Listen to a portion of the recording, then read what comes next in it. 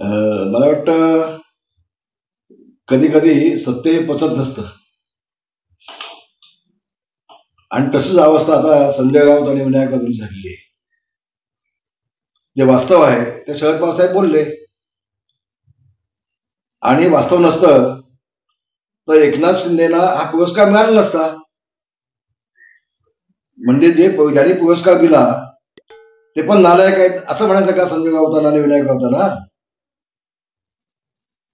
कुठे शरद पवार साहेब, कुठे संजय राऊत आणि विनायक राऊत, कुठे इंदिराचा ऐरावत आणि कुठे श्याम मठाची तटाणी? यांची अवकात तर आहे का शरद पवारांच्या वरती बोलायची?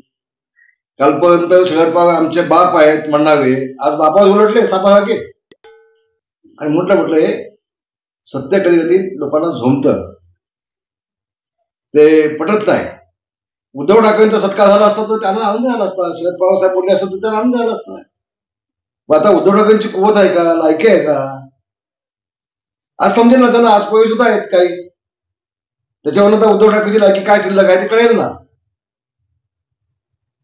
धोका तुम्ही दिला शरद पवार साहेबांना. तुमचे 20 आले, त्यांचे 10 आले, ते कसे आले? यांनी अख्खा आयुष्य राजकारणामध्ये काढले. ठीक आहे, शिवसेना प्रमुखांचे आणि त्यांचे वैचारिक मतभेद नव्हते, वैयक्तिक शरद पवार साहेब आणि बाळासाहेबांची मैत्री होती, फक्त राजकीय मतभेद होते. आणि म्हणून ते आज काल स्पष्ट बोलले. ज्यांनी अनेक वर्ष, ज्या एकनाथ शिंदेनी ठाणेदार मीच आहे हे अनेक वेळा दाखवून दिलं, वर्षानुवर्ष शिवसेनेमध्ये असताना देखील. ते संजय राऊत शरद पवार साहेबांना सांगतायत शरद पवार साहेबांना ठाण्याची माहिती नाही म्हणे, राजेंद्र विचारायला विचारा.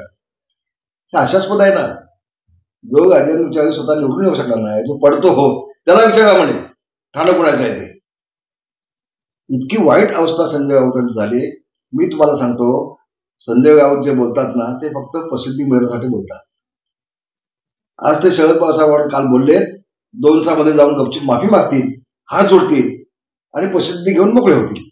याच्या पलीकडे त्यांचा उद्देश काही नाही. आणि एका दगडा 2 पक्षी मागायचे आणि पुन्हा मी तुमचा वफादार आहे हो उद्धव साहेबांना टाकायचं, बघा मी किती तुमच्याशी प्रामाणिक आहे. तर हे फक्त प्रसिद्धीसाठी सतत नौटंकी आहे, याच्यामध्ये कुठलंही तथ्य नाही. शरद पवार साहेबांचा अभ्यास दांडगा आहे, प्रचंड आहे, अख्खा आयुष्य त्यांनी राजकारणामध्ये काढलंय. महाराष्ट्राचं नाही, ठाण्याचं नाही, संबंध देशाचा कानाकोपरचा अभ्यास आहे. आपण कोणावर काय बोलतो याचं भान संजय राऊत साहेबांनी ठेवलं असतं तर बरं झालं असतं. धन्यवाद.